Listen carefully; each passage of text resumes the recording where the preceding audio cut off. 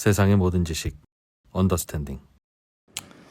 네. 네, 요즘 저희는 궁금한 게 많은데 그렇습니다. 특히 이제 앞으로 달러가 어떻게 되는 거야? 궁금하고, 두 번째는 요즘 미국 국채 시장이 난리라는데 금리도 걱정이죠. 왜? 아니 그때도 보면 트럼프가 폭주기관차처럼 가다가 예.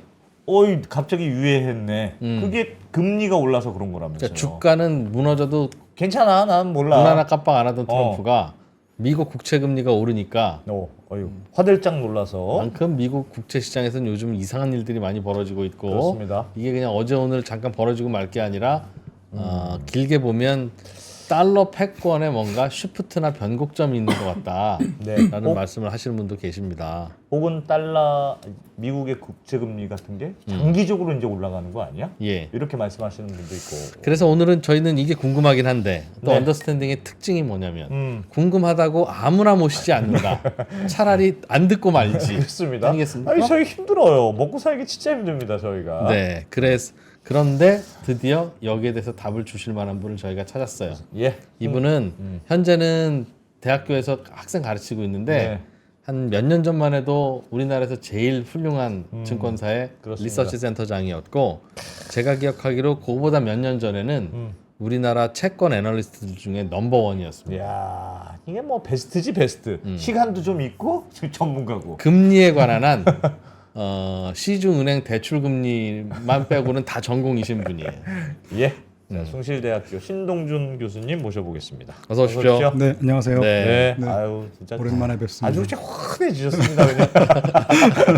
스트레스를 좀 덜 야. 받으니까 예. 네, 좋네요. 네. 학생들 가르치시니까 이제 학생처럼 외모가 바뀌었어요. 그래. 대학원생이 대학원생으로 돼가지고 돌아오셨네. 아이, 그럴 리가요.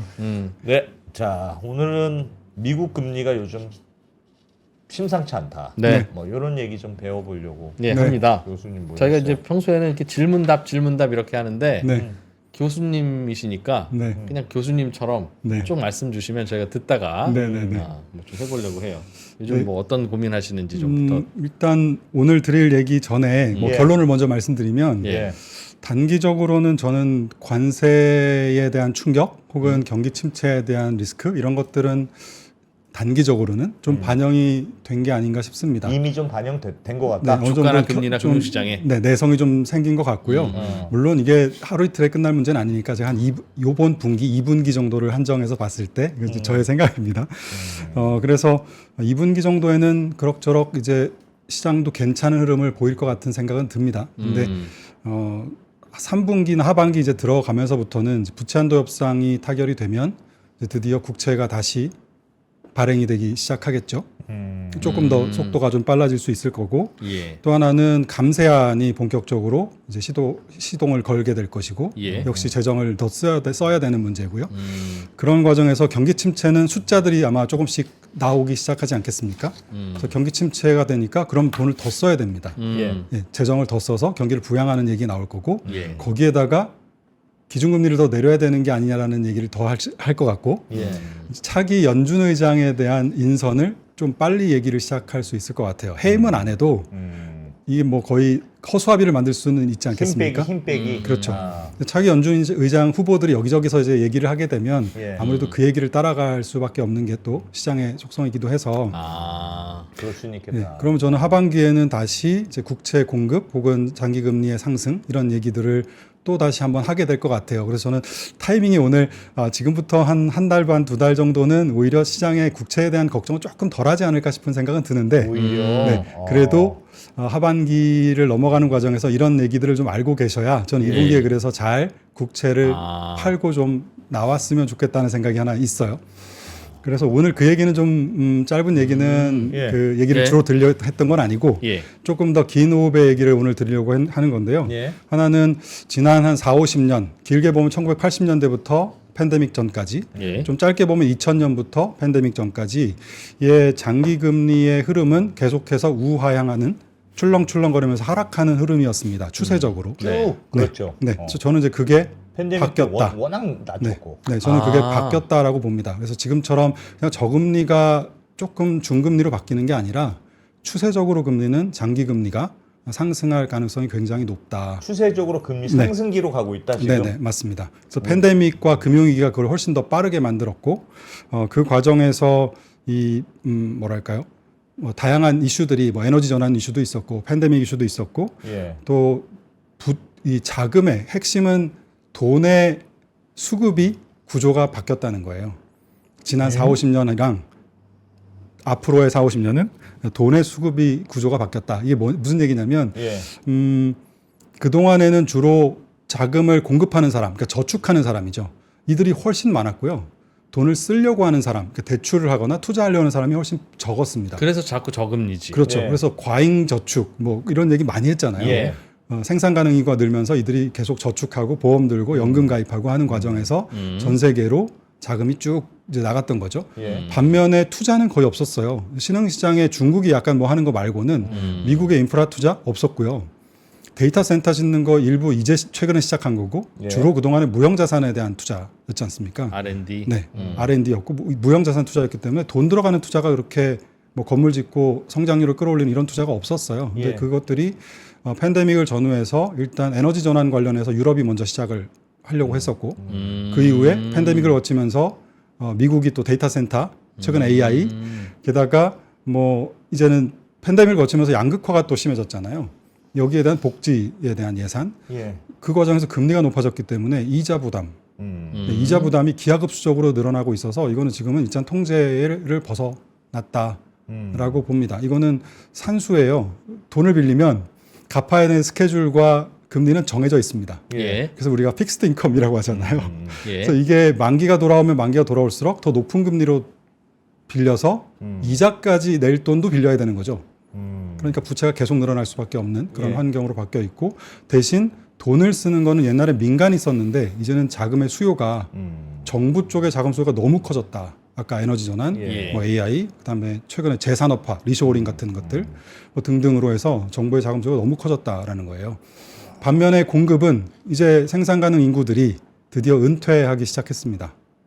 저축이 우리나라 국민연금 늘어나는 속도가 이렇게 완만해져 가고 있잖아요. 저축은 좀 완만해지고 있는데 자금을 쓰는 속도는 기하급수적으로 늘어나고 있는 구조라서 사람들이 노령화되면서 자꾸 맞습니다. 이제 꺼내서 쓰는 거지 맞습니다. 저축할 돈이 없다. 맞습니다. 오히려 생산하던 사람들이 거꾸로 소비하거나 생산을 멈추고 예. 소비하거나 투자하고 로봇으로 사람을 대체해야 되고 이런 세상이 되다 보니까 인플레이션에서 일단 이슈가 생기는 거죠. 예금이 줄어들고 예금이 줄어드니까 대출할 돈이 부족해지니까 금리가 자꾸 높아진다. 맞습니다. 네. 그런 구조로 보시면 되죠. 근데 그 돈을 쓰려는 쪽이 이제는 주로 정부다. 크게 보면 지난 50년간은 점점 더 돈을 사람들이 자꾸 안 쓰려고 하는 추세였는데 네, 전 세계에서 안 쓰려다기보다는 너무 돈 자금이 넘쳐났던 거죠. 예. 네, 근데 이제는 돈 쓸 일이 많아지는 쪽으로 바뀐다. 맞습니다. 근데 오히려 그런데 공급이나 저축은 저축이 적다. 옛날 옛날보다. 속도로는 가지 못하고 있다. 그런데요, 교수님 뭐 설명을 해주시겠습니다만 네, 전 세계 돈의 양이 일정하다는 가정에서라면 네, 돈의 수요가 많아지면 돈값이 올라가고 네. 돈의 수요가 줄어들면 돈값이 떨어지는 그게 당연히 그렇게 될 텐데 네, 네. 전 세계 통화량은 계속 늘어나고 있잖아요. 맞습니다. 네. 그러니까 무슨 얘기냐면 대출을 우리가 은행 가서 받으면 네. 그 대출 받은 건 야 이거 누가 다행히 저금해 줬으니까 우리가 이게 대출을 받지 저금 안 해줬으면 야 큰일 날 뻔했다 야 고마워 하고 이 대출이 아니라 네. 은행이 저스트 신용 창출을 해서 네. 그냥 찍어주는 돈이지 않습니까? 그렇죠. 네. 그러니까 누가 예금을 하든 말든 관계 없는 돈이잖아요. 근데 이 은행들의 다양한 금융기관들은 규제가 있잖아요. 예. 비율 규제들이 있지 않습니까? 받은 거 대비 나간 돈. 예대율. 근데 이런 규제들이 뭐 은행도 있고 보험사도 있고 다 있잖아요. 예. 그래서 이런 규제가 있기 때문에 어느 일정 이상은 대출을 더 내보내기는 쉽지 않습니다. 그게 과잉 대출이 되면 이제 그때 과잉 뭐 투자 뭐 이런 것들 소비 이런 것들이 일어나면서 경제가 침체에 빠지는 거죠. 예전의 케이스들은. 근데 지금은 정부가 돈을 쓰고 있거든요. 예. 정부는 GDP 대비 지금 부채 비율이 기하급수적으로 올라가고 있지만 예. 규제하는 기관이 없죠. 실질적으로는. 게다가 지금 미국이 쓰고 있고 중국이 쓰고 있고 이런 상황이라 시중 자금을 정부가 자꾸 가져가서 쓰면 맞습니다. 시중 금리가 올라간다는 건 이제 교과서에서 배웠으니까. 맞습니다. 그겁니다. 그러니까 민간에서는 자금을 쓰려고 하면 정부가 쓰려고 하는 그 이자보다 더 줘야 되는 거죠. 예. 그래서 금리가 자꾸 네, 올라간다. 올라간다. 계속 올라간다라는 거고요.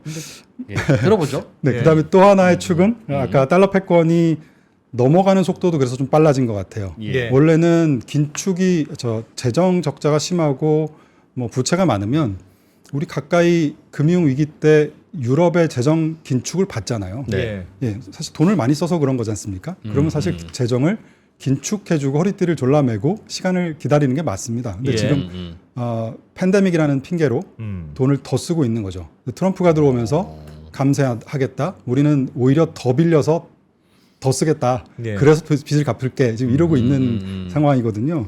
그래서 이런 부분들이 인플레이션하고 연결되고 연준 의장의 해임이라든가 독립성하고도 연결돼서 사람들로 하여금 인플레이션이 생각보다는 굉장히 가파르게 일어날 수 있겠다라는 걱정들을 하게 만드는 거죠. 이 자체가 이제 달러 자산에 대해서 내가 달러를 갖고 있으면 예전에는 그런 컨트롤을 중앙은행이 독립성을 가지고 잘 해줬는데 예. 이제는 이게 고삐가 풀릴 수도 있겠구나라는 리스크가 최근에 반영이 되고 있는 무슨 컨트롤과 무슨 고삐예요?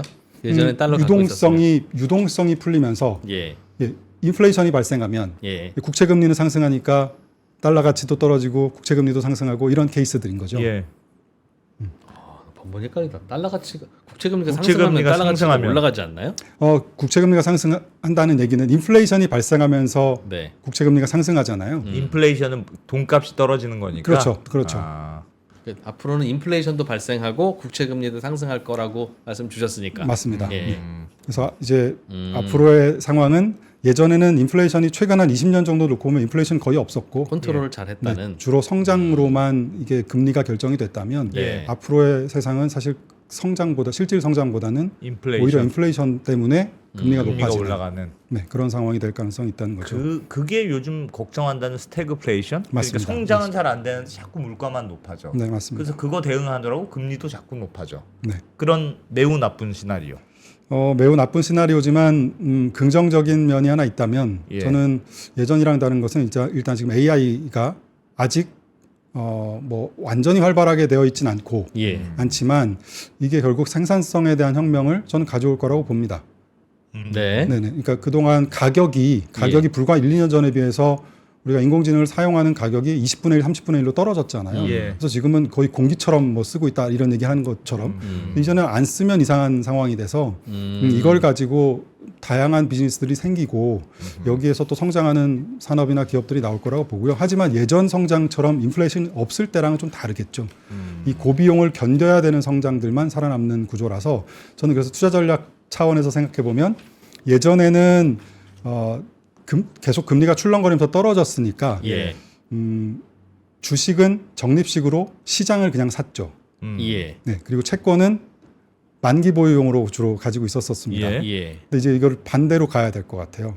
금리가 계속 오르기 때문에 비용을 견딜 수 있는 기업들만 사야 되거든요. 시장을 사서는 밑에 있는 기업들은 쉽지가 않습니다. 아하. 네, 그러니까 오히려 조금 더 위쪽에 비용을 견뎌내는 기업을 압축해서 어떻게 보면 한 번 사서 좀 기다려야 되는 면이 좀 생겼고 예. 주식은 또 거꾸로 채권은 금리가 계속 올라가기 때문에 계속 팔아야 이제는 돼.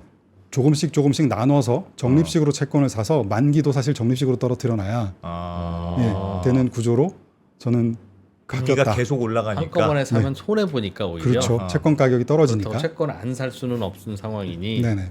조심조심 나눠 사자 채권. 네. 일단 준비해 오신 차트를 조금 보면서 와. 네, 그러시죠. 배워보죠. 예, 오늘 좀 좀 새로운 얘기. 되게 도저히 안 돼. 걱정되는 결론들인데. 다. 네네네. 네. 일단 첫 페이지에 제가 그래서 복잡한 내용들이라 차트를 좀 많이 준비해 왔는데요. 예. 시간이 허락하는 대로 말씀드리겠습니다. 여기 보시는 것처럼 80년대부터 최근까지 금리가 20년, 40년 동안 계속 미쳐게 추세적으로 떨어져 왔죠. 예. 네. 근데 문제는 지난 40년 짧게 보면 우리나라 채권 시장 시가 평가된 게 2000년이니까 2000년 지난 20년 동안 그러면 경제가 계속 나빴습니까? 라는 거죠. 그렇지는 않았거든요. 특히 2010년 이후에 미국 경제 기준으로 지금 미국 시장이니까요. 미국 차트니까요. 역사상 가장 장기적인 호황이었지 않습니까? 예. 팬데믹 직전까지. 예. 그것처럼 사실 경제는 좋을 때도 있었고 나쁠 때도 있었습니다만 출렁출렁거리면서 나쁠 때는 많이 떨어지고 좋을 때는 쬐끔 올라가고 뭐 이런 구조였던 거죠. 금리가. 네, 맞습니다. 장기 금리가 10년짜리 장기 금리가. 그래서 연준 의장이 당시에 요때 뭐 그린스펀의 수수께끼 뭐 이런 얘기도 했던 때가 있었지 않습니까? 이때인가요? 네, 어쨌든 뭐 그때 당시에만 해도 인플레이션은 별로 없었고 주로 성장에 의해서 금리가 움직였던 시대였기 때문에 이제 그런 구조가 나타났던 거고요. 근데 이제 팬데믹을 전후로 해서 이게 구조가 바뀌어가고 있다. 실업률 데이터 보시면 출렁거리긴 하지만 추세적으로 하락하는 느낌은 없어요. 네, 그러니까 경기 사이클대로 그대로 이렇게 움직이는 흐름인 거죠.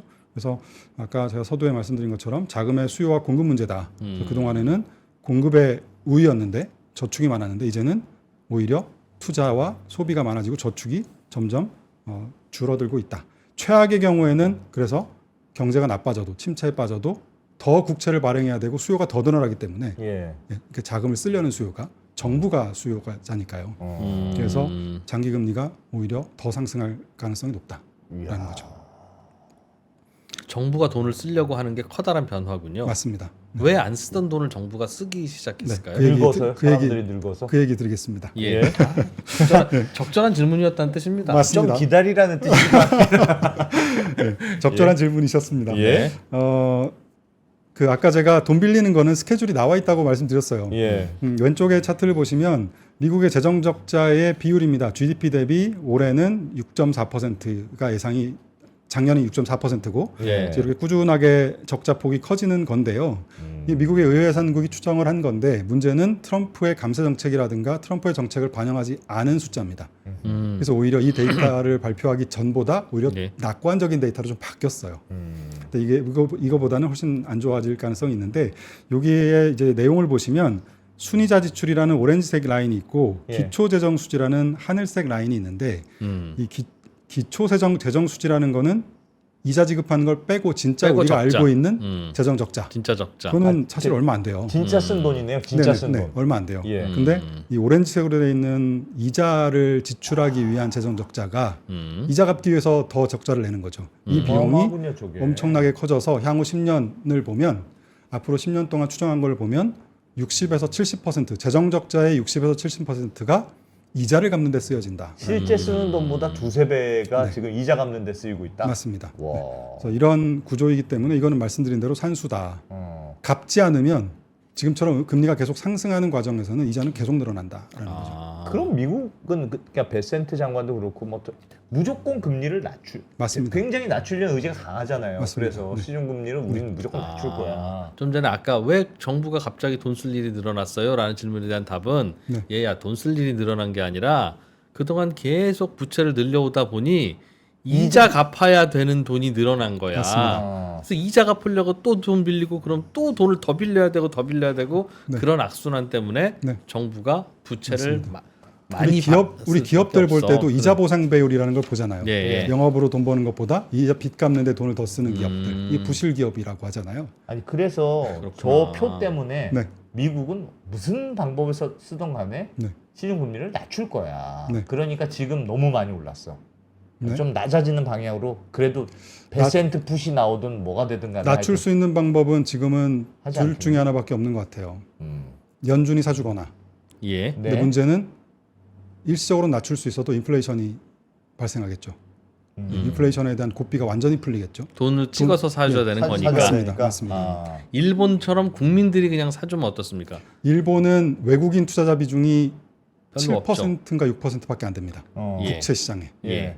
중앙은행이 한 5% 가까이 갖고 있어요. 돈 찍어서 그냥 산 거네요. 네네네. 어. 근데 그 동안에는 이 아까 과잉 음. 저축 수요라든가 이런 것들이 많았기 때문에 일본이 그 동안 괜찮았는데 어.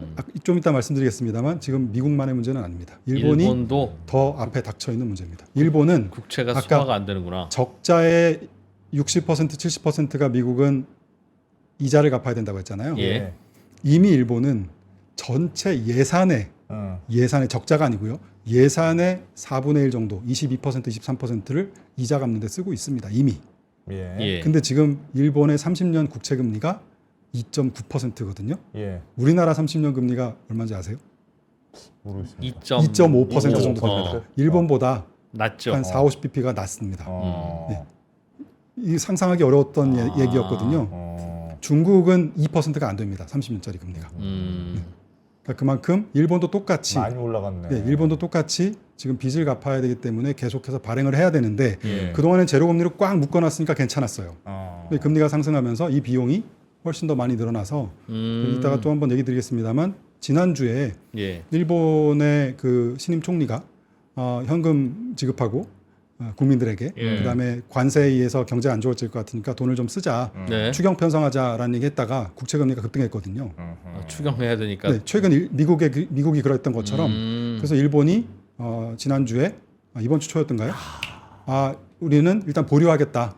국채 시장이 너무 급상승하니까 보류하겠다라고 하면서 일단 덮었습니다. 각국이 다 그러니까 정부가 돈을 쓰는 거에 대해서 매우 이제 막 턱같이 찼다고 생각하는 거군요. 맞습니다. 이제 채권 시장에서는. 이게 팬데믹이 결정적이었던 것 같고요. 그 직전에 금융위기 이때 급격하게 늘었어요. 재정 적자가. 예. 그러니까 정상적이라면 아까 제가 두 개라고 그랬는데 연준이 사거나 아니면 긴축을 해야죠. 재정은. 통화는 풀지언정 혹시라도 금융기관이 파산하거나 할 수 있으니까 예. 통화는 풀지언정 사실 재정은 유럽이 그랬던 것처럼 그리스 보고 그렇게 강요했던 것처럼 허리띠를 졸라매고 일단 참아 덜 써 이렇게 가면서 시간을 견뎌야 이 재정이 되는 건데. 이 상황이 나아지는 거잖아요. 예, 그렇죠. 뭐 부채라는 게 그렇지 않습니까? 그런데 재정을 못 쓸 수밖에 없는 이유는 네. 이자를 갚아야 되니까 괜히 더 쓰는 것도 있지만 민간한테 내버려 두면 계속 경기가 안 살아나니까. 그런 것도 있고 그다음에 좀 이따 또 나오겠습니다만 말씀드리면 아까 얘기드린 대로 에너지 전환은 해야 되잖아요. 예. 속도를 늦출지언정 에너지 전환할 때 정부가 여러 가지 보조금이라든가 써야 되고. 뭐 써야 되는 돈들이 있죠. 그리고 아까 AI 데이터 센터 만들고 이런 것도 그렇고 리쇼어링도 그렇고 다 정부가 어느 정도 지원을 해주는 면이 있지 않습니까? 수요가 많아졌구나. 네. 그리고 자금 수요가. 말씀드린 이자 그리고 양극화에 대한 복지 재원. 네. 이 코로나를 거치고 금융이 거치면서 기본적인 복지들이 굉장히 탄탄해졌어요. 모든 나라들이. 예. 이거를 갑자기 끊을 수는 없지 줄일 않습니까? 수가 없으니까. 네, 맞습니다. 그래 복지는 줄일 수가 없어. 그럼 시중에서 정부가 돈을 퍼와야 되는데 네. 퍼오는 양은 점점 늘어나는데 시중에 돈이 말라가니 이제 자꾸 바닥 긁는 소리 나오고 그렇죠. 그게 금리 올라간다는 건데 그리고 채권 투자자 입장에서 보면 공급이 늘어나면 채권을 덜 사야 되는 거죠. 최대한. 예. 만기 짧은 채권을 사서 예. 그 가격 하락의 위험을 좀 줄이던가. 긴 채권을 안 사고. 계속 작년인가요? 재작년인가 우리나라의 산업은행이었던가요? 예. 채권이 계속 발행이 돼서 금리가 뭐 5%가 6%가 간 적이 있었잖아요. 예. 부도가 날 가능성은 없다고 생각하지만 발행이 따박따박 고정적으로 계속 발행이 되니까 내가 지금 사면 네, 또 공급이 들어오고 발행이 늘어나면 당연히 가격은 영향을 받죠. 야, 어떻게 해야 되냐 이거. 야, 그렇다고 금리가 계속 중앙은행이 올라간다는 돈을 자꾸 찍어서 풀면 인플레이션이 나오고. 돈 감으면 해결될 텐데 인플레이션이 생길 거고. 그럼 또 금리를 올려야 되고. 사실 경제가 지금도 사실 나쁘진 않지 않습니까? 그러니까 예. 사실 재정을 좀 줄여서 연착륙을 시키는 게 맞다고 봅니다. 그러니까 뭐 갑자기 전혀 안 쓸 수는 없으니까요. 최소한을 쓰면서 조금씩 약간은 좀 덜 쓰면서 비율들을 좋게 만들어야 되는데 지금의 모든 나라의 정치 구조 상태가 예. 그게 쉽지가 않죠. 그 트럼프의 전략 내지는 방침이 거기서는 맞았네요. 네. 야 미국 더 이상 이제 정부가 빚 내면 안 돼. 네, 야 일론 머스크 네가 가서 좀 정리 좀 해. 네네 맞습니다. 그 방향이 맞네요. 네, 그것도 이제 요 다음 페이지에 하나 보여드릴게요. 다음 페이지에 있대. 빨리 질문하지 마. 네, 순이자 지출이 드디어 작년에 국방비를 넘어섰습니다. 예. 이건 뭐 많이 들으셨을 거고요. 이자 부담이 늘어서 그럼 어딘가에서 줄여야 되잖아요. 말씀하신 대로 그렇죠. 줄여야 되는데 오른쪽에 차트를 보시면 작년에 연방 지출 연방 정부가 미국이 돈 쓴 이 뭐랄까요 어디다 썼나를 보여주는 그래프예요. 예. 61%가 의무 지출입니다. 줄일 수 없는 것들. 예. 그리고 재량 지출, 그러니까 줄일 수 있는 것들이 26%인데, 예. 그리고 나머지 13%가 이자 지출이고요. 작년 기준으로 아직 13%밖에는 안 돼요. 근데 이게 자꾸 늘어난다는 거고, 아까 26% 안에서 줄여야 되지만 국방비가 12%예요. 얘 빼고 나면 줄일 수 있는 게 14%밖에 안 됩니다. 예. 그래서 교육부 폐지하겠다, 뭐 정부를 통해서 아프리카에 이상한 데 돈 쓰고 있는 거 뭐 줄여보겠다, 자꾸 쇼업하고 있는 것들은 저는 실질적인 효과는 거의 없다고 봅니다. 이번에 실제로 상하원에 제출된 예산안을 보면 정부 지출 줄이는 거 거의 없어요. 네. 교육부 폐지에도 뭐 1%인가 밖에 못 줄인다고 하잖아요. 근데 폐지할 수는 없으니까 그 정도로 줄여도 거의 줄일 데가 없다라는 거죠. 그리고 말씀드린 이 고령화, 의료비 이런 것들은 사회보장 지출이 계속 늘어나고 이걸 줄인다고 하면 우리가 인구가 고령화되고 있기 때문에 이분들이 대부분 다 어르신들이고 예. 표를 갖고 계신 분들이기 때문에 이 만만치 않습니다. 그러면 누군가 더 사주면 되잖아요. 국채는 발행을 많이 해야 되는 상황이니까. 네, 네, 발행을 많이 해야 되니까 누군가 더 사주면 되는데 네. 문제는 사주는 수요도 늘고 있어요. 아까 통화량이 늘은 것처럼 늘고 있는데 예. 국채 발행이 늘어나는 속도를 따라가지 못하고 있습니다. 그건 왜 그렇습니까? 이- 왜 수요가 못 네, 따라갈까요? 보시면 팬데믹 이후에 국채 시장의 발행 잔액이에요. 발행이 아니라 만기 돌아오고 또 발행하고 이렇게 해서 잔액이 늘어나는 게 5년 동안 70% 이상 늘었습니다. 예. 연간으로 보면 연평균 11% 이상 와. 발행 잔액이 늘었어요. 그러니까 전체 미국 채권 시장의 규모가 지난 5년 동안 70%가 더 커졌다는 거예요. 와. 예. 엄청 발행했어요. 그렇죠. 이 정도로 발행을 했는데 그럼 이 정도로 사줘야 되는데 예. 시중에 유동성이라는 건 정해져 있지 않습니까? 그렇죠, 일정한 그렇죠. 속도로 늘어나고 소득이 이렇게 늘어나진 않거든요. 예. 그러면 자연스럽게 비중으로 보면 그동안 외국인이 금융위기 때 한 55%를 채권을 사줬었는데 예. 지금 30%밖에 안 돼요. 비중이니까. 네, 계속 늘고는 있습니다. 외국인도 돈 네. 계속 싸들고 와서 미국 네. 국채 사고 있는데. 사고 있으니까 그런데 비중은 30%밖에 안 되고 그럼 연준이 많이 사줬는가? 25%까지 늘었다가 지금 15%밖에 안 그럼 됩니다. 누가 사고 있는 거예요? 게다가 긴축하고 있죠. 연준은. 어? 누가 사고 있느냐? 개인이 사고 있습니다. 아. 개인. 이거는 규모예요. 국채를. 규모가 외국인들 꾸준하게 늘고 있죠. 예.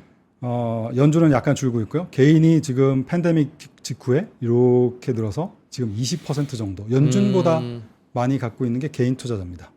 미국의 개인 또는 해외의 개인. 해외는 아마 외국인으로 잡힐 것 같아요. 예. 아, 미국의 개인. 미국의 개인들이 왜 이렇게 사죠? 미국의 개인과 법인. 예. 네. 근데 오른쪽 보시면 이건 우리나라예요.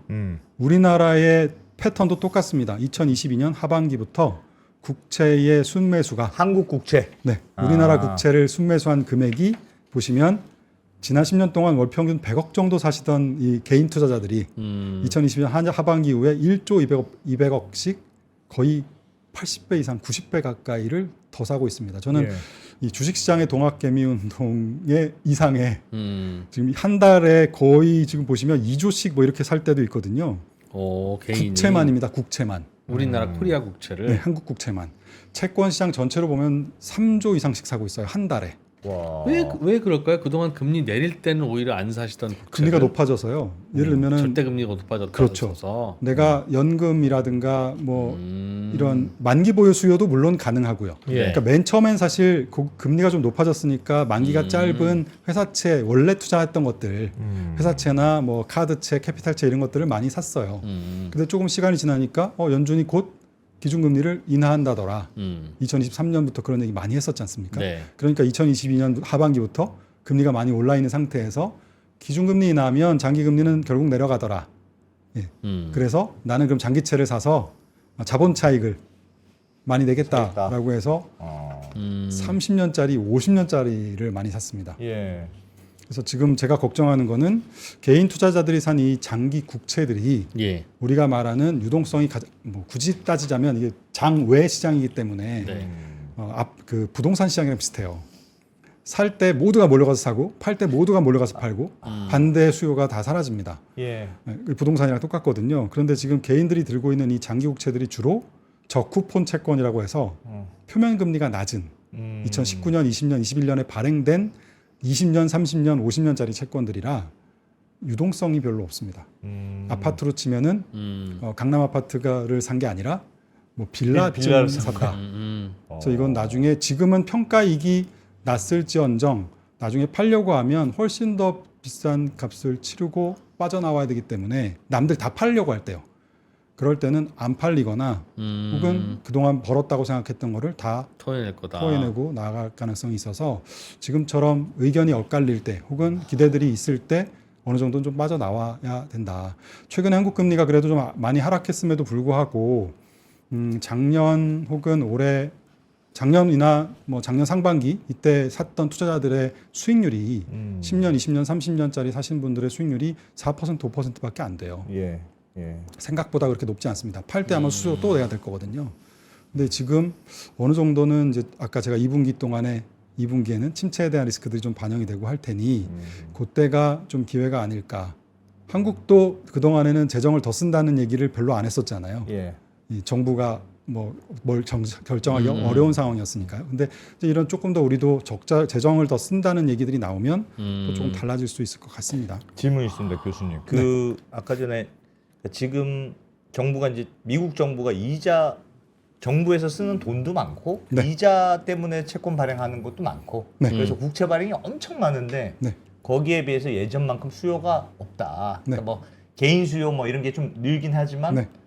여전히 공급이 너무 많아. 네. 그러니까 채권 금리 계속 올라가고 있어. 네. 그런 거잖아요. 맞습니다. 근데 지금 트럼프가 하겠다는 게 적자 줄이고 네. 관세로 뭐 정부 적자 허리띠 졸라매서 좀 공무도 자르고 관세로 좀 받아오고 네. 그래서 적자를 줄여서 채권 발행을 줄이겠다는 거잖아요. 그 얘기도 뒤에 있는데요. 좀 들어봅시다 좀. 네. 트럼프 대통령은 사업가 출신이기 때문에 예. 긴축을 해서 재정 적자를 줄이기보다는 예. 역시 또 두 개를 선택한 것 같아요. 첫 번째는 오히려 빚을 더 내서 돈 더 벌어서 갚겠다. 그게 제조 부흥인 예, 예. 것 같고요. 예. 또 하나는 뭐 사실 저는 말도 안 되는 구상이라고 생각합니다만 말어라고 구상 그 뭐죠? 100년 채권. 네, 100년 만기 채권. 무이자 채권 바꾸는 예. 거. 미란이. 이건 뭐냐면 채무 조정하는 겁니다. 기업들이 부실화되면 돈을 못 갚으면 헤어컷. 나 배째라고 했을 때 채권자들이 모여서 어허. 앞으로 3년 동안 그러면 빚 갚지 말고 어. 원금 만기 돌아오면 무조건 자동 연장해 줄 거고 이자는 갚지 마. 예. 3년 동안 어떻게든 벌어서 살아나서 결국 나중에 갚아. 음. 안 그러면 원금도 떼일 수 있으니까요. 이제 그게 보통 채무 조정 과정이 있잖아요. 기업들이 예, 부실하게. 예. 미국이 지금 딱 트럼프 대통령은 사업가 출신이고 본인도 디폴트를 몇 번 냈던 경험이 있는 사람이라 그런지 이건 100년짜리로 바꾸자라는 얘기는 당분간 이자 안 낼 테니까 뭐 이런 얘기 아니겠습니까? 그래서 저는 이거를 정말 바꾸기는 어려울 것 같아요. 그럼 예. 그 즉시 저는 달러 기축통화는 무너진다고 봅니다. 그런데 아. 그 얘기를 함으로써 이제 사람들이 상상을 하기 시작했고 한국에 대해서 만약에 우리나라 보고 방위비를 더 낼래? 바꿀래? 라고 제안한다면 아마 우리는 방비 더 낸다고. 예 그렇겠죠. 그런 형태로 이제는 뭔가 그동안 이자로 우리가 이자를 받아왔던 거잖아요. 예. 받아왔던 건데 좀 덜 받거나 뭔가 다른 급부를 정부 재정에 도움을 주는 뭔가를 주거나 걔네들이 돈 쓰려고 했던 해외에 뭐 군사비 냈던 것들 알아서 자기들이 내거나 뭐 나토를 포함해서 예. 뭐 이런 형태로 해서 재정 적자를 줄이려고 하는 시도가 아닌가라고 그냥 추정을 하고 있습니다. 다음 거 한번 볼까요? 예. 반면에 인플레이션은 구조적으로 쌓여가는 중입니다. 이게 진짜 문제야. 왼쪽에 있는 차트를 보시면 인플레이션이 최근에 3월달 기준으로 2.4% 전년 동기비로 미국 CPI가 안정됐다고는 하지만 역시 이것도 팬데믹 직후 5년 동안 보면 22%가 올랐습니다. 연평균 거의 5%씩.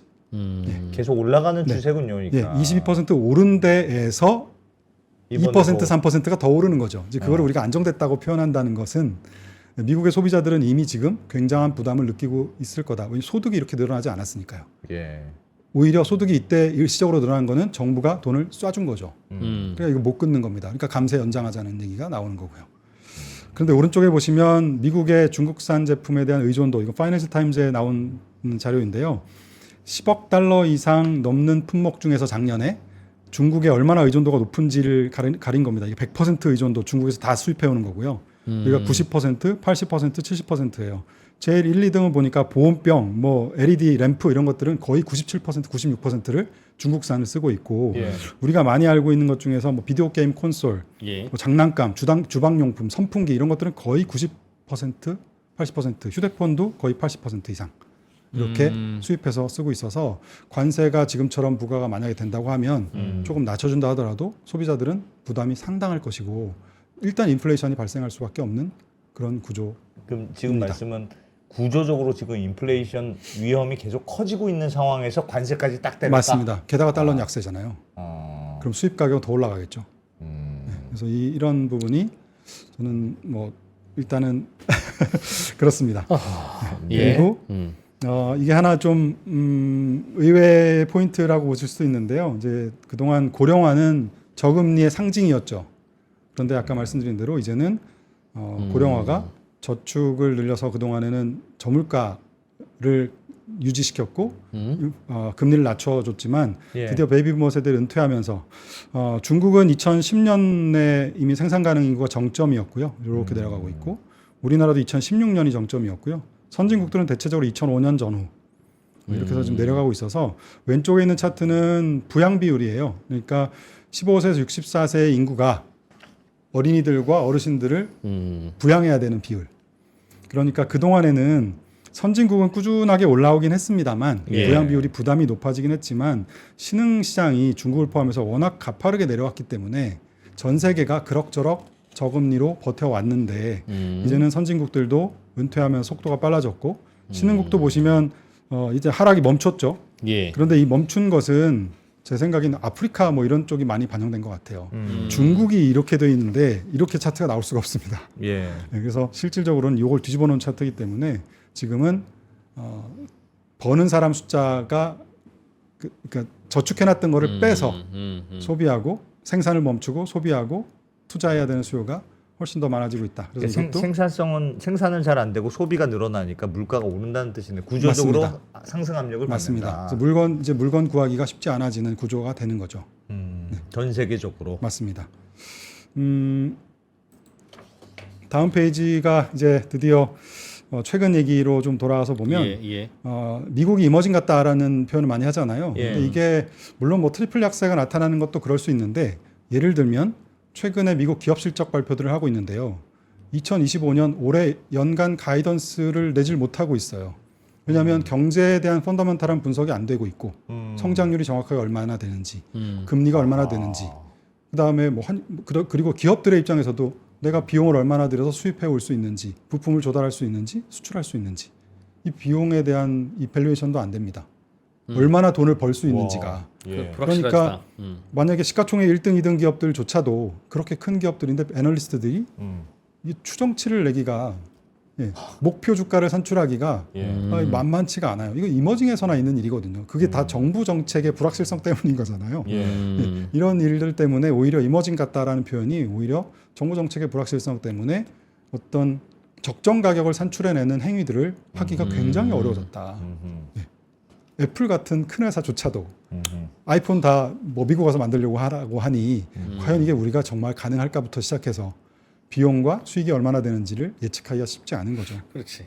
네. 그래서 이런 것들이 이머징에 대한 얘기고, 뭐 동맹국에 대한 여러 가지 혐오, 조롱 뭐 이런 것들도 달러 자산에 대한 리스크를 키우고, 아까 뭐 100년 만기 국채 같은 거 마찬가지 얘기겠죠. 그래서 최근에 국채 금리가 급등하게 된 트리거는 이 부분이었습니다. 미국의 상원 예산 결의안이 5조 8천억 달러를 늘리는 방향으로 재정을 더 확대하는 방향으로 발표가 됐고, 놀란 거구나. 네. 거기에 1조 1천억의 이자가 더해져야 돼요. 그러니까 거의 7조 달러 정도가 들어갔는데 이게 어느 정도 규모냐면요. 밑에 보시면 팬데믹 때 썼던 법안들, 케어스 법안, 뭐 그 구호 계획, 레스큐 법안 뭐 이런 것들이 1조 7천억, 8천억밖에 안 돼요. 1차 감세 때도 1조 5천억밖에 안 되고요. 근데 지금 5조 8천억이거든요. 간신히 통과는 시켰습니다. 그러니까 이게 지금 확정치는 아니라 일단 통과를 시켰는데 구두로 1조 5천억 달러 이상 줄일게 최종에는 이라고 얘기하고 일단 통과는 시켜서 일단 트럼프 입장에서는 한숨은 돌렸기 때문에 관세에 대해서 조금 지금은 완화적으로 갈 수 있는 여지는 생겼다라고 보여지고요. 근데 아까 말씀드린 대로 미국만의 문제는 아닙니다. 왼쪽 차트 보시면 일본이 250%의 GDP 대비 정부 부채를 갖고 있고요. 아까 전체 예산의 4분의 1. 2등 이탈리아, 미국, 프랑스, 캐나다 뭐 이런 구조예요. 영국.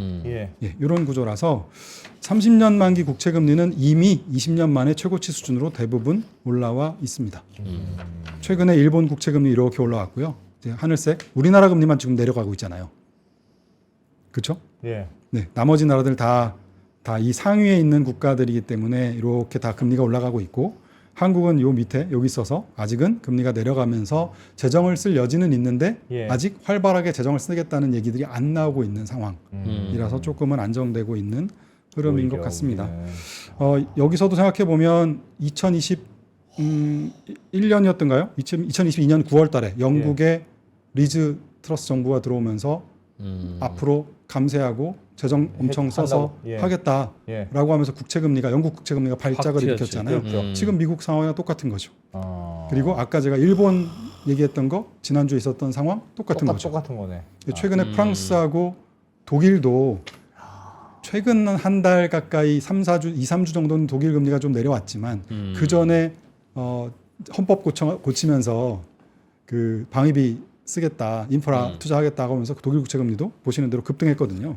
정부 부채 문제가 네. 채권에서는 요즘 어마어마한 이슈군요. 그러니까. 네. 여기서도 이미 급등해서 이거는 우리나라만의 문제는 아닙니다. 뭔가 이제는 더 하려고 하는 것들이 예. 다 재정을 써야 되는 문제고 어. 이 정도의 지금 올라가 있는 이자로 차환을 해서 이자를 갚아야 되는 이슈예요. 근데 과거에는 재정을 써야 될 때 왜 재정 쓰니 그러면 네. 우리도 안 쓰고 싶어 공무원 월급만 주고 땡치고 싶은데 시중이 불경기라 시중에서 경제 주체들이 돈을 안 쓰잖아. 갖고만 있잖아. 그러니까 안 도니까 우리가 돈을 쓰고 하는 거야. 네. 그러니까 얘네가 쓰면 우리가 안 쓰고 우리가 안 쓰면 얘네가 쓰고 이 균형이었는데 네. 그래서 정부가 국채를 발행해서 돈을 쓰려고 하면 아이고 안 그래도 불경기인데 정부가 내 돈 갖고 가서 이자 준다니 감사합니다 갖고 가세요 해서 결국은 그 주머니에 있는 거 이 주머니로 옮겨서 쓰고 그 돈이 그 돈이라 네. 돌아갔는데 요즘은 무슨 일이 벌어진 거예요? 그러니까 정부가 돈을 많이 쓴다는 건 시중에서 안 쓴다는 얘기고 그렇죠. 시중에서 안 쓰면 남는 돈이 있다는 얘기고 네. 그럼 그 돈을 정부가 국채를 발행해서 갖다 쓰면 뭐 그 돌아가는 걸 텐데 왜 삑 소리가 났죠? 그러니까 말씀드린 대로 정부가 써야 되는 곳들이 예전에 이제 민간에서 아까 뭐 대출해서 투자하고 이런 것들이었지만 지금은 다 어느 정도 정부의 지원이 필요한 영역들이 것도 맞는 것 같아요. 예. 처음 시작은 금융위기 때 재정을 풀어서 뭐 아까 복지를 강화한다던가 예. 그 다음에 팬데믹 직전에 성장 동력을 만들려고 인프라 투자하고 새로운 용도가 생겼다. 네, 에너지 전환한다던가 어. 리쇼어링 하는데 아무도 안 오려고 하니까 보조금 준다던가 뭐 이런 것들이죠. 그러니까 그런 거에 익숙해졌나 보죠. 그러니까 정부에 쓰는 돈에 이른바 글쎄요. 중독이 됐다. 뭐 그런 면도 없잖아. 새로운 정부의 용처가 네네. 없던 용처가 생긴 거네요. 그렇죠. 정부 돈 맞습니다. 용처가 맞습니다. 앞으로도 계속. 계속 있을지 이게 다 예전에 안 했던 것들이잖아요. 어. 100년마다 한 번씩 하수관 갈아야 되네. 뭐 이런 네, 보도블록이나 갈아엎고 했던 정도였지. 예. 이렇게 자금을 써야만 하는 곳들이 구조적으로 늘어 있지 않았었으니까요. 그래서 계속 금리를 상승 압력을 받고 준다. 있다라는 거죠. 정부의 돈 그런 쓰니. 트렌드, 그런 새로운 용도가. 알겠습니다. 또 네. 들어보죠. 그래서 예. 뭐 트럼프가 원하는 것은 뭐 제조업 부흥에 의한 성장이라고 생각은 되고요. 예.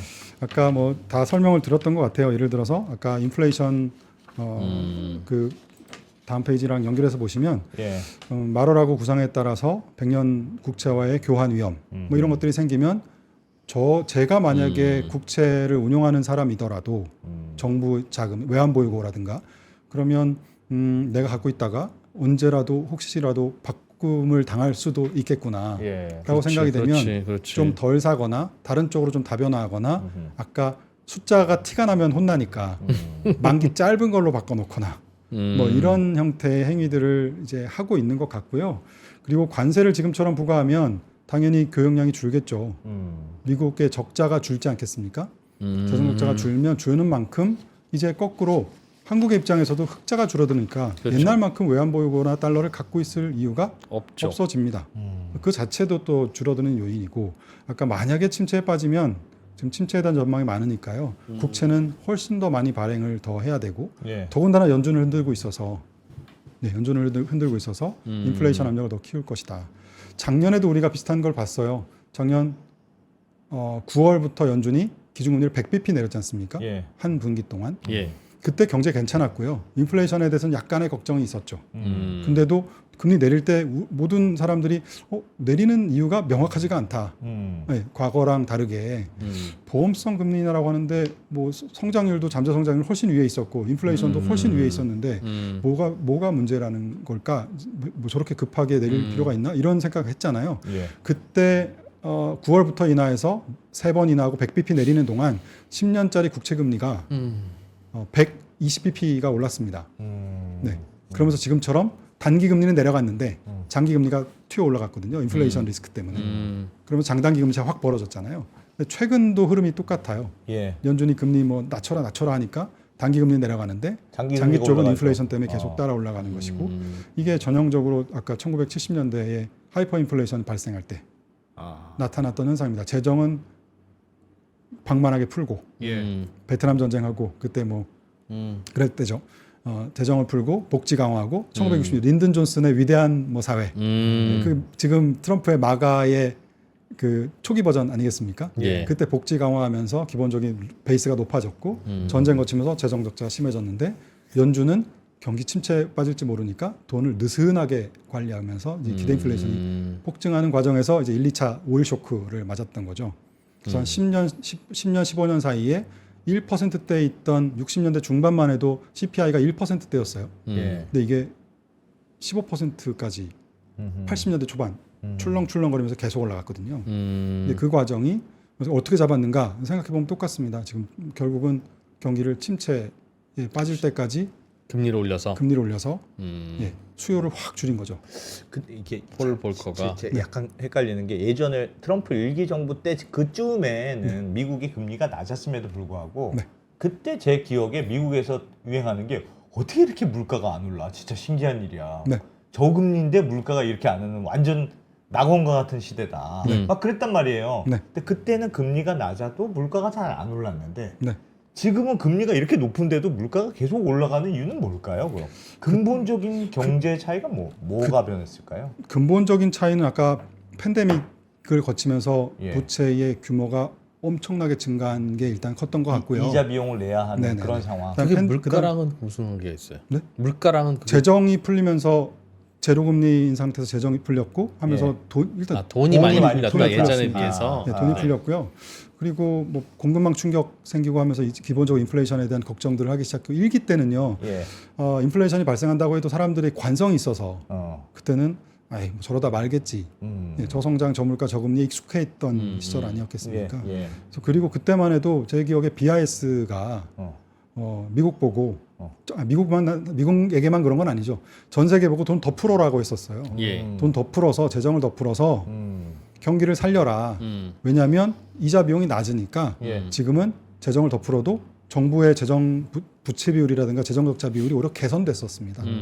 옛날에 비싼 금리를 냈던 거를 더 낮은 금리로 차환했어서 예. 지금이랑 반대인 거죠. 예. 그렇기 때문에 오히려 지금 그때는 그런 리스크가 그렇게 크지 않았어요. 재정 적자에 대한 얘기, 뭐 혹은 부채에 대한 얘기 이런 예. 게 그 크지 않았고 극복하면 돌아갈 수 있다고 생각했던 것도 있었고. 근데 지금은 지금은 재정 이제 적자가 너무 커졌다. 제가 보기에 임계점을 넘어간 것 같습니다. 재정 적자에 정부 부채에 그리고 그 재정 적자도 연결돼 있는 거예요. 예. 부채 임계점이 넘어가면서 시중에서 정부한테 돈을 안 빌려주려고 하면서 금리는 오르는 악순환. 네, 추정치가 어쨌든 올해가 미국이 GDP 대비 100%예요. 정부 부채 비중이. 그렇게 생각하면 트럼프는 엄청 정확한 진단을 하고 있는 거네요. 이게 좀 과격하긴 합니다만. 진단은 맞게 했는데 이제 방법이 둘 다 잘할 수 없지. 네. 방법이 그 다음 얘기가 예. 있는데요. 일단 예. 요거 먼저 하나 잠깐 보실까요? 예. 외국인들이 보유한 미국 국채가 아까 꾸준하게 늘고 있다고 했잖아요. 이렇게 늘어나고 있는데 공공기관이 보유한 거는 늘지 않거나 오히려 최근에 줄고 있습니다. 그러니까 이미 정부 부문은 덜 사고 있고 아까 개인들이 엄청나게 가면서 혹은 민간에서 가서 예. 미국 국채를 사고 있다는 얘기고요. 외환보유고에서의 달러 비중도 중국이 WTO에 가입한 2001년만 해도 73%였는데 예. 작년 말 57%로 많이 줄었어요. 그럼 누가 들었는가? 뭐 유로가 한 20% 되고요. 그다음 파운드, 엔 뭐 이런 것들이 뭐 5, 6% 정도 되고 아마 최근에 찔끔찔끔 기타 통화라고 되어 있는 게 많이 늘었는데 아마 이건 위안화가 아닐까 싶고요. 많이 줄었네. 네, 금이 또 많이 늘지 않았을까 싶습니다. 이미 외환보유고의 다변화는 뭐 어느 정도 조금씩은 일어나고 있는 상태다. 변하기도 하고 달러에 대한 믿음이 약해진 거기도 하고. 결정적으로 5번 요거 보시면 예. 한 2, 3주 전쯤에 로이터에서 나온 뉴스가 있었잖아요. 유럽의 그 감독원하고 중앙은행 관계자들이 회의하다가 나와서 이제 그 인터뷰가 흘러나왔는데 예. 만약에 팬데믹이 다시 터지거나 뭐 크레딧 스위스가 디폴트가 나거나 유럽의 재정 위기가 터지거나 뭐가 터지면 유럽이 긴급한 스트레스 상황이 발생했을 때 과연 연준이 옛날처럼 달러 수합 라인을 통해서 긴급 유동성을 공급해 줄까라는 이제 자기들끼리 비공식적인 이야기가 있었어요. 지금 젤런스키에게 광물을 요구하는 것처럼 예. 지금 뭐 달러, 유로엔, 파운드, 스위스, 캐나다 정도는 미국하고 무제한 통화 수합 협정이 열려 있습니다. 예. 팬데믹 때 한국에게도 열어줬잖아요. 그래서 환율이 확 안정됐었던 예. 건데, 그러니까 달러가 어쨌든 펀딩을 해야 되는 기관 입장에서는 이건 뭐 생명줄 같은 거니까요. 네, 네. 그래서 그걸 달러로 해줬는데 지금 만약에 그런 상황이 벌어지면 연준이 해줄까? 어떤 대가를 요구할까? 아. 해줄까? 예, 지금처럼 뭐 뭘 내놔라. 이자를 엄청나게 요구하던가, 아니면 니네 갖고 있는 거랑 뭐 바꾸자던가, 지금처럼 뭐 나토 비용을 더 내라든가, 뭐 뭔가라도 독도 내놔. 네, 뭐 그럴 리스크가 생긴 거잖아요. 근데 예. 안타깝게도 그 인터뷰에서의 뉴스는 답은 없더라. 대체제를 그렇게 찾아봤는데 없더라라는 거였습니다. 지금 뭐 달러를 여전히 달러더라. 네, 달러를 대체할 수 있는 게 뭐가 있겠습니까? 그래서 예. 지금 당장은 불가능하고요. 근데 뭔가 불안은 하니까 더 이상 달러를 늘리기보다는 다른 쪽으로 조금씩 늘려가는 그런 과정인 것 같아요. 약간의 안전적인 포트폴리오 맞습니다. 다변화. 네, 지금 그러면 미국 국채를 팔고 있다면서요. 그래서 미국 국채 가격이 떨어지면서도 달러가 떨어지는 희한한 현상이 일어나는 게 미국 국채를 파는 사람들이 많다고 그러던데. 근데 파는 사람들이 많다는 것은 누군가 팔면 누군가 사는 거니까요. 그렇죠. 그래서 그 수급은 누군가 먼저 더 큰 힘을 가진 누군가가 더 팔고 그 가격에 싼 가격에 누군가 받아내는 예. 누가 우위에 있는 시장이냐의 싸움인데 예. 지금은 말씀하신 대로 누군가가 이제 받아주는 사람은 좀 느긋한 입장인 거고 최근 한 달은 급할 거 없다. 던지는 사람들은 뭔가 손절 라인에 걸렸거나 최근에 미국의 헤지 펀드들이 스왑 스프레드가 예. 그 역전폭이 다시 정상화되는 방향으로 베팅했다가 그게 깊어지면서 뭐 손절하고 뭐 이런 것들이 많이 있었잖아요, 뉴스들이. 그건 또 다른 얘기이긴 합니다만 그 과정에서 던지는 사람들이 조금 더 다급했던 거죠. 예. 그래서 최근은 더 그랬다. 네. 그런데 그 방향으로 계속 간다고 봐야 되는.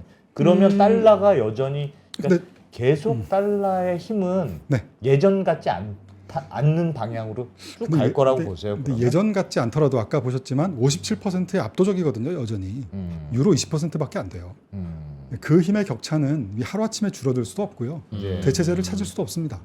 그래서 아마 그 힘은 이어질 거고 저는 아까 짧게 보면 2분기 중에는 그 힘도 좀 복원될 것 같아요. 예. 지금 리스크가 많이 어느 정도 반영된 상태에서. 예. 근데 아주 길게 아까 제가 지난 40년을 거쳐왔던 장기 금리의 흐름이 바뀌는 것처럼 이 달러 패권이라기보다는 미국의 패권 아닐까 싶습니다. 예. 미국의 패권이 크게 보면 장기적으로 보면 점점 더 조금씩 이제 힘을 잃어가는 이야. 다극화의 체제로 넘어가는 혹은 뭐 누군가의 패권으로 넘어가는 그런 우리가 과도기에 살고 있는 게 아닌가 싶습니다. 그게 이제 예를 들면 말씀하셨던 대로 그러니까 저축은 적고 그러니까 그 말은 생산은 적고 쓰는 게 많으니까 자꾸 인플레이션 압력 때문에 자꾸 생기는 문제잖아요, 이게. 그렇죠. 근데 아까 전에 잠깐 말씀하셨듯이 미국은 AI의 주도국가 아닙니까? AI라든가 뭐라든가 근데 자율주행이라든가 뭐 이런 AI나 걸로. 자율주행 휴머노이드 로봇 같은데 확신이 있었죠. 예. 그런데 우리가 1월 중순에 딥시크를 봤잖아요. 음. 예, 비용은 30분의 1인데 효율은 거의 비슷하더라. 그래서 이게 미국이 독점적으로 AI에 대한 프리미엄을 누리고 있었던 것이 있었는데 그러니까 예. 비싸도 얘밖에 못하니까 엔비디아 칩만 있어야만 모든 게 가능하다고 생각했으니까 거기에 엄청난 프리미엄을 우리가 줬던 건데 이제는 보니까 쟤도 하네 할 수 있네라는 게 생긴 거죠. 그러니까 독점적인 그 프리미엄에 대한 의구심이 생겼습니다. 예. 그래서 지금은 이게 다시 관세가 돌아간다 하더라도 저는 옛날 같은 프리미엄을 과연 줄 수 있을까? 미국의 M7 기업들에게. 네. 근데 저는 그러면은 거꾸로 한국 기업에게도 희망은 생긴 것 같아요. 그래. 엔비디아 칩을 만들어내는 건 없지만 능력은 없지만 딥시크처럼 뭔가를 우리가 뭐 비스무리하게 혹은 더 좋게 만들어서 기존의 원천 기술을 가지고 조금 더 개조해서 더 좋게 만드는 아이디어는 우리가 잘하잖아요. 그래서 그런 면에서는 조금 기대를 저는 걸어보는 면도 있습니다. 다음 페이지에 네. 보시면 실제 자금이 움직이는 거를 한번 보시죠. 예. 외국인들이 미국 채권을 팔고 있다기보다는 사는 규모가 줄고 있어요. 여기에 있는 게 1년의 누적치입니다. 한 달의 데이터고요. 예. 1년 동안 누적치예요. 그러니까 지금 최근 1년 동안에 한 8천억 달러 정도를 미국 채권을 순매수하고 있다는 뜻입니다. 예. 주식은 한 4천억 정도를 사고 있다, 4, 5천억 정도 사고 있다는 뜻이고요. 지난 2월 달까지 데이터고요. 그래서 아직까지 미국 외국인들에 들어가는 자금은 2월 달까지 뭐 큰 문제는 없었으니까 이렇게 크게 변화는 없는 것 같고요. 근데 문제는 미국의 거주자들의 자본 유출은 작년부터 미국의 거주자들의 주식과 채권에서 빠져서 해외로 나가는 돈들이요. 유럽 주식, 다른 데를 사고 있다. 그렇죠. 일본 주식. 네, 주로 유럽 주식, 영국 주식, 일부 이머징 이 정도를 가고 있고 2024년 5월 어디였죠? 여기 보시면 요 금액이 한 지난 2024년 작년부터 보면 한 5천억 달러 정도가 미국에서 빠져나와서 다른 데로 가고 있다. 야, 서학개미가 가서 산 주식을 미국인들은 팔고 나간 거네. 유럽으로 간 거네. 미국은 팔고 유럽으로 간다기보다는 미국 애들은 자국에서 사는 건 안 잡힐 테니까요. 예. 일단 걔네들도 포트폴리오 다변화를 하거나 하는 과정에서 팔고 떠나는 게 있는 거죠. 근데 그 전에 한 10년 가까이는 계속 사다가 애들이 2024년부터는 급격하게 지금 빠져나가고 있는 데이터들이 일단 관찰이 되고 있는 상태입니다. 사실 무역 적자로 달러가 강세였고 트럼프는 그것 때문에 제조업 경쟁력을 잃었고 일자리도 잃었다고는 하지만 그 과정에서 인플레이션이 안정돼 있었기 때문에 미국은 훨씬 더 싼 가격에 소비를 했던 거였고요. 예. 그리고 제조업은 약했지만 서비스업이 엄청 커졌던 거고요. 금융이 강국이 됐던 거고 저금리로 달러를 펀딩해서 썼던 거고 예. 이런 게 지금 다 있는 건데 이걸 지금 되돌리려고 하다 보니까 아까 이 반대편에 수혜받던 것들이 지금 다 터져나가고 있는 그런 과정인 거죠. 다음 페이지에 보시면 트럼프는 과연 성공할 수 있을까라는 건데요. 저는 쉽지 않다고 봅니다. 미국이 산업 패권을 잃어버렸던 경험들이 이미 많아요. 조선업, 그다음에 철강, 망했죠. 자동차, 반도체 다 미국이 한때 1등이었던 산업들이었는데 대부분 다 수입 제한 조치, 관세, 뭐 수출 규제, 생산 규제 이런 거 하면서 그러니까 외국에 대한 수출 규제, 생산 규제 하면서 패권을 잃어버렸거든요. 당연히 이게 규제를 하게 되면 관세가 부과되니까 당장은 보호될 수 있을지 모르지만 내부적인 혁신은 멈추고요. 그리고 그 안에서 비용이 비싸집니다. 그러면 얘네들이 경쟁력을 자연스럽게 잃어버리는 케이스가 되면서 자연스럽게 패권이 넘어가는 이런 케이스들을 우리가 여러 번 봐서 이 똑같은 전철을 또 밟고 있는 게 아닌가라는 걱정이 들고요. 반도체 하나 잠깐 말씀드리면 반도체 같은 경우에 70년대 중반에 그 PC가 보급되면서 미국에서 일본으로 한번 패권이 넘어갑니다. 그런데 반도체는 보통 이게 디램 가격이 쭉 추세적으로 하락하는데요. 가격이 하락할 때는 치킨 게임이 일어나니까 독점력이 있는 1등 기업이 항상 유리해요. 그런데 호황일 때 약간 가격이 반등할 때 경쟁자들이 치고 올라옵니다. 그 과정에서 일본으로 패권이 살짝 넘어갔는데 80년대 중반에 86년도에 이때도 호황이 오면서 반도체 수요가 급증하니까 미일 반도체 협정이라는 걸 맺어서 일본의 반도체 수출도 규제하고 생산도 규제했었죠.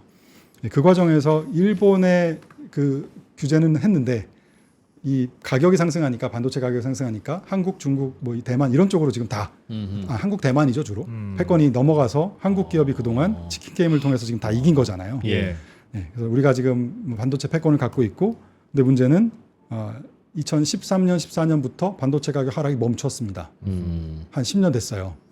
그 과정에서 지금 중국이 추격하면서 우리를 위협하고 있는 과정이에요. 내려가질 않으니까. 그래서 저가 반도체들이 올라오고 있는데 다음 페이지에 보시면 이게 조금 무서운 그래프입니다. 유니도 유엔 산업개발기구에서 만든 그래프고요.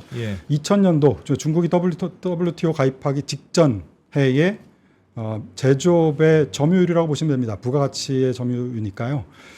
제조업 부가가치니까요. 미국이 1등입니다. 25%. 중국이 6%. 2000년만 해도. 2000년만 해도 미국이 제조업 1등이었어요. 여기 1등이죠. 세상에. 2등이 일본, 뭐 독일, 뭐 이런 순서예요. 한국은 아직 안 보입니다. 이 파란 거는 소위 말하는 뭐 동맹국들. 75% 이상입니다. 근데 앞으로 5년 정도 남은 30년, 2030년의 제조업 마켓 쉐어를 보면 중국이 1등 45%, 미국이 11%로 2등 여기 있어요. 그리고 2등이 일본, 그 다음에 독일, 드디어 한국이 3%로 와서 여기 보입니다. 한국이 올라온 건 되게 반가운 얘기지만 이제는 여기를 다 합쳐도 중국만큼 안 돼요. 그러니까 이게 중국이 밀어내고 있는 이 저가 예, 이 뭐랄까요 상품들 제조업 과잉 이런 것들이 아까 반도체가 가격이 반등하는 과정에서 저가로 막 밀어내면서 오히려 치킨 게임을 약간 당하고 있는 측면도 살짝 있어요. 그래서 중국이 지금 제조업을 육성하고 있는 산업들이 대부분 다 밑에 보시는 대로 자동차, 배터리, 뭐 화학, 드론, 항공기, 뭐 기초 반도체 이런 것들이라 예. 이게 다 전쟁용. 그렇지. 저게 제일 신경 쓰이는 거지. 네, 맞습니다. 이대로 가면 나이키 미국은 운동화는 괜찮아. 예, 기술이 있어도 만들어낼 수가 없는 거죠. 그래서 트럼프가 정책을 빨리 선회하는 게 맞는 것이 지금 미국에서 모든 걸 만들겠다고 하는 과정에서 못 만듭니다. 사람을 구할 수가 없어요. 그래. 공장은 가도요. 아니면 비용이 엄청나게 비싸져서 아까 일본 자동차 규제했다가 자동차 일본 기업들이 아예 공장이 다 넘어가면서 네, 예. 오히려 자동차 사람 다 뺏겼거든요. 근데 그거랑 똑같은 지금 과정이라서 오히려 동맹국들을 더 달래고 중국이랑 분리를 시키는 게 미국의 전략이 돼야 되는데 지금 여태까지는 전혀 그렇지 못하고 오히려 중국이랑 손을 잡게 만드는 정책을 썼던 것이 저는 좀 트럼프의 패착이 아니었나라는 생각이 듭니다. 근데 전체적으로는 하여튼 이 교수님의 시나리오는 약간 미국이 늙어가게 될 거야. 미국 경제라는 게 마치 유럽 과거의 유럽처럼 미국도 네. 이제 피크를 치고 좀 늙어가는 경제로 가는 것 같아. 그래서 자꾸 고령자도 많아지고 네. 생산성도 좀 둔화되고 물가는 자꾸 올라가고 네. 그런 경제가 될 것 같다는 시나리오신 것 같은데 그래도 미국 아닐까요? 미국이 늙어가지는 않고요. 예. 미국은 여기 보시는 대로 오히려 굉장히 느려요. 예, 이민을 또 받아들이는 나라였기 때문에 예. 고령화가 늦다. 네네. 굉장히 속도가 느리다. 굉장히 속도가 느립니다. 우리가 굉장히 빨라서 2055년쯤 되면 우리가 1등이죠. 일본보다도. 예. 뭐 그 이후가 되면 일본이 전 세계에서 제일 젊은 나라가 될 거고요. 이거 뭐 굉장히 다른 패러다임이 될 텐데 예. 뭐 그런 얘기보다는 얼마 전에 그 니얼 퍼거슨 그 전 하버드대 교수께서 역사학자께서 예. 기고하신 글을 보면 역사적으로 모든 패권국이 패권을 잃어버리는 과정을 보면 이자 원리금 상환하는 비용이 군사비보다 많아졌을 때 지금 딱 미국 경쟁국이 따라오는 걸 여기 신경을 못 쓰기 시작하면서 점점점 힘을 잃어버리더라. 그러면서 얘기한 게 뭐 16세기 합스부르크 왕조, 뭐 18세기 프랑스의 부르봉 왕조, 무슨 뭐 중중중에 있다가 20세기의 영국, 그 다음에 최근에 이제 미국 얘기거든요.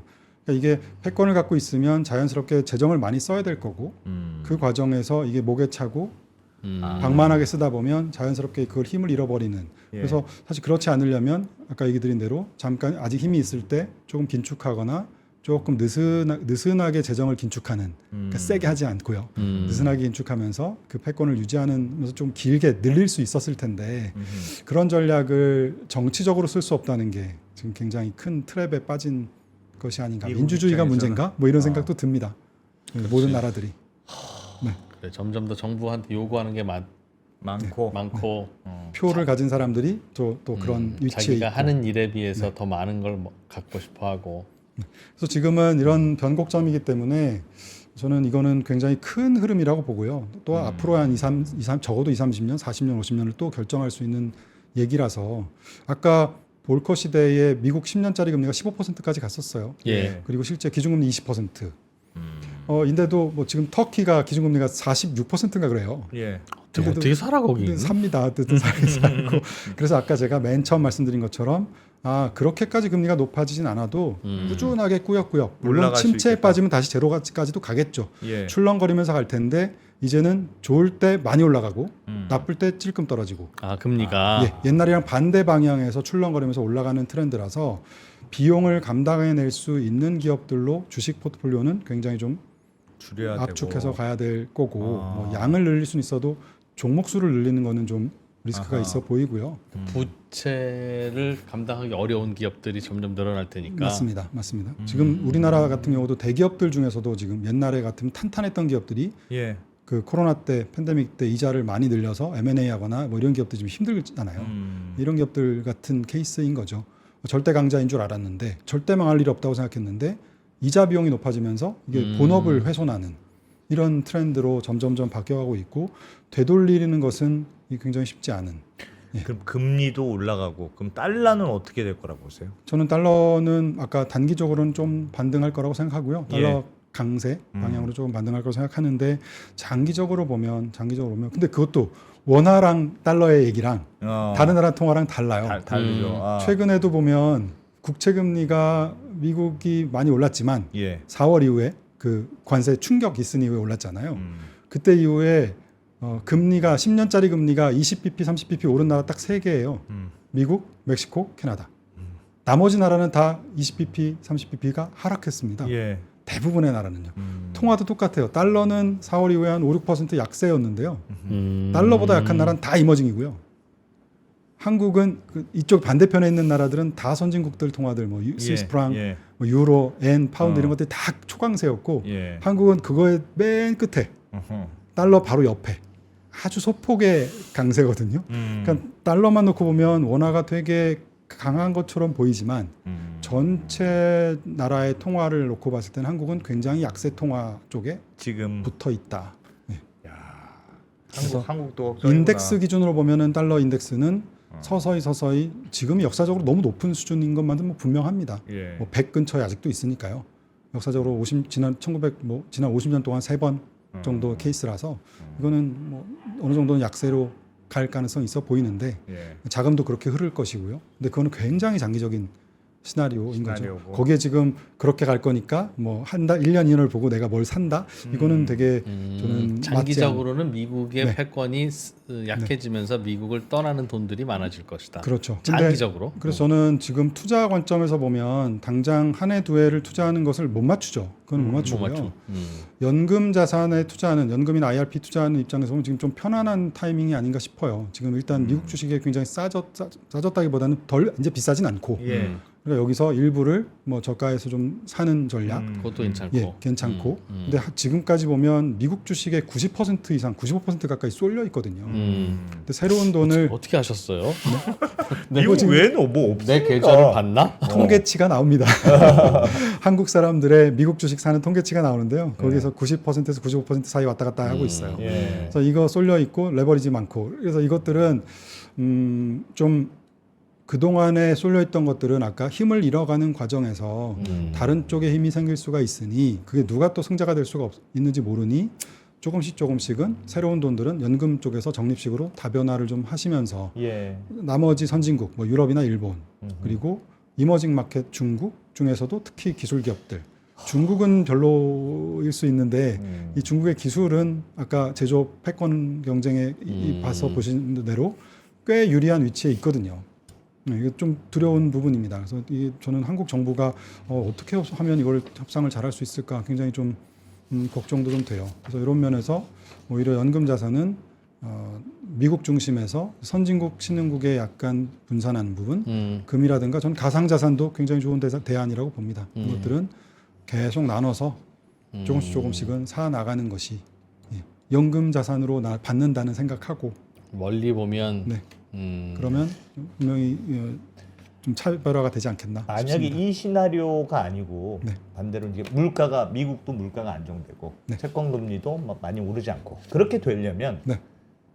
AI든 뭐 하여튼 뭐가 팡 터져가지고 생산성이 어마어마하게 좋아지면 이런 시나리오대로 안 갈까요? 생산성 혁명은 저는 뭐 5년 안에 2, 3년 안에는 오지 않을까요? 예. 그런 기대가 있어요. 근데 예를 들어서 아까 말씀드린 대로 성장률이 만약에 예. 지난 20년, 30년은 팬데믹 전까지는 성장률이 만약에 뭐 3% 성장하면 물가가 1%였어요.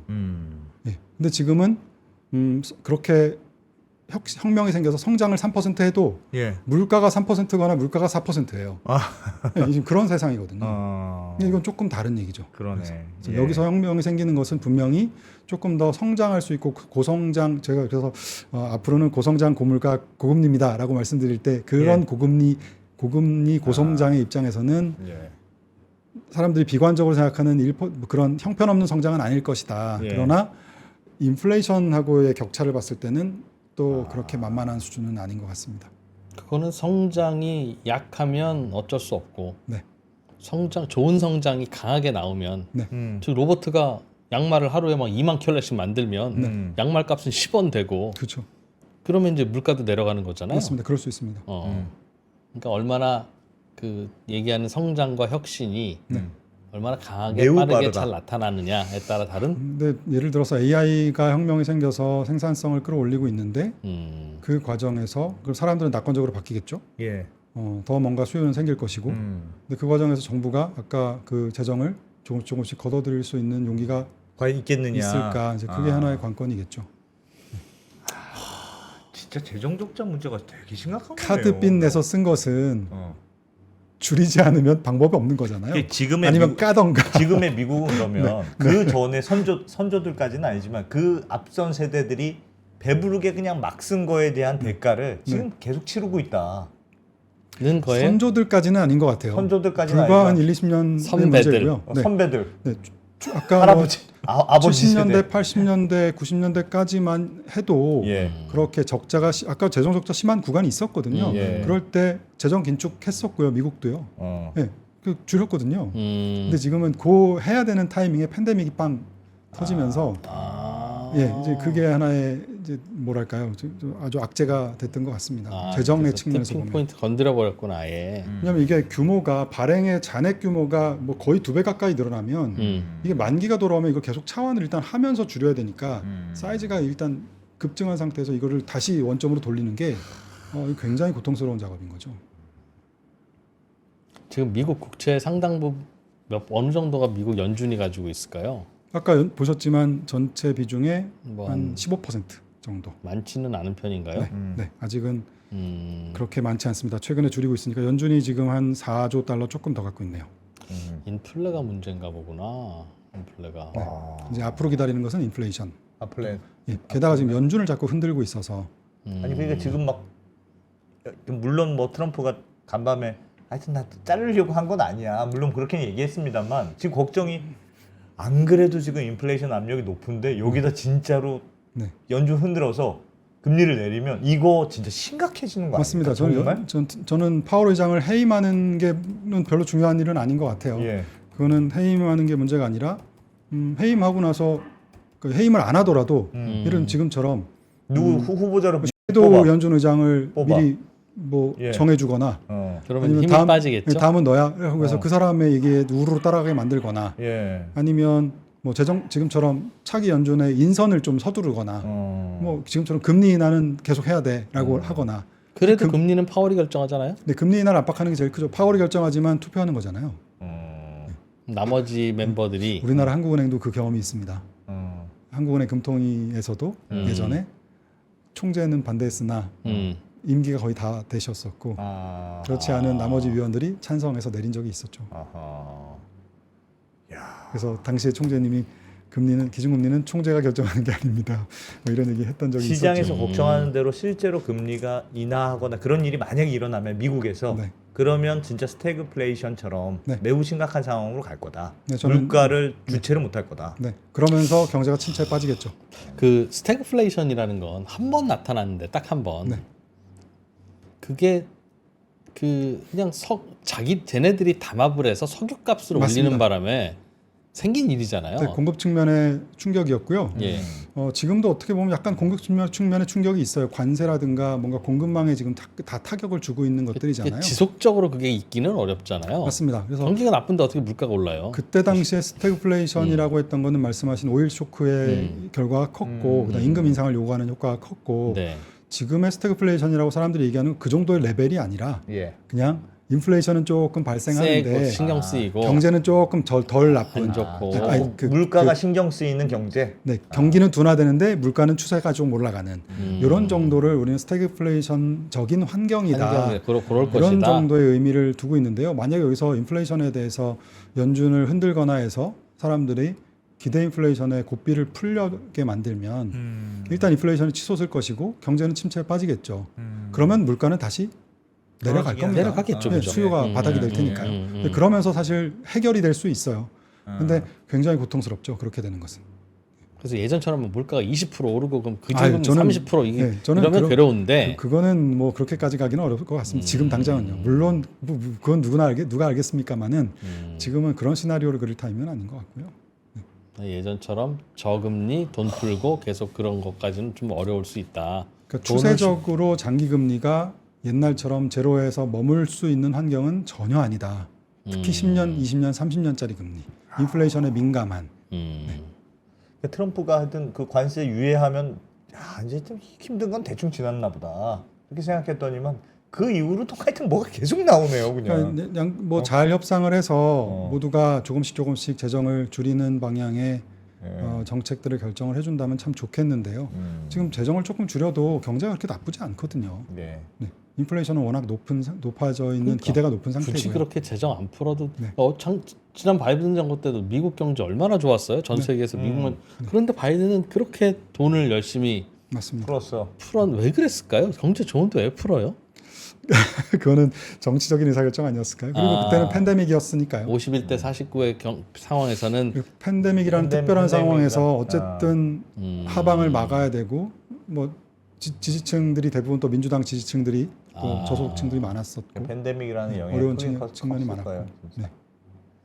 그래서 과도하게 돈이 풀리고 야, 약간 우울한 시나리오네 오늘.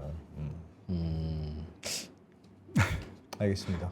야, 정부가 돈을 많이 쓰느라고 금리는 올라가는데 네. 일반적으로 정부가 쓰는 돈은 효율이 낮으니 금리만 올리고 효율이 낮은 그런 돈의 소비가 앞으로 꽤 있어서 전반적으로 지금 매끈하고 개운하고 깔끔하지 않아요. 그런 얘기네요. 그죠? 지금처럼 국채 시장의 발작을 일으키는 현상들. 왜냐하면 아까 국채 개인 투자자 비중이 특히 미국이 뭐 20%씩 됐다는 얘기는 원래 예. 전통적인 국채 투자자들은 연기금, 보험사, 중앙은행, 은행 이런 데들이거든요. 웬만하면 만기 보유하는 기관들이 절반 이상 갖고 있어요. 한국도 그렇고요.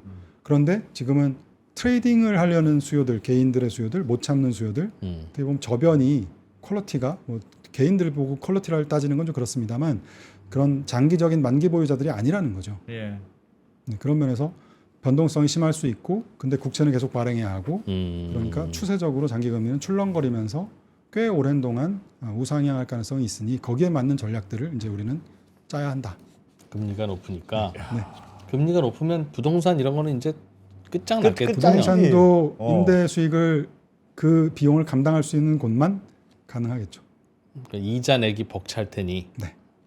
근데 부동산은 진짜 레버리지가 커서 금리에 예민한데. 그러니까 작년에 부동산 시장에서 기관 투자들이 많이 힘들었던 이유가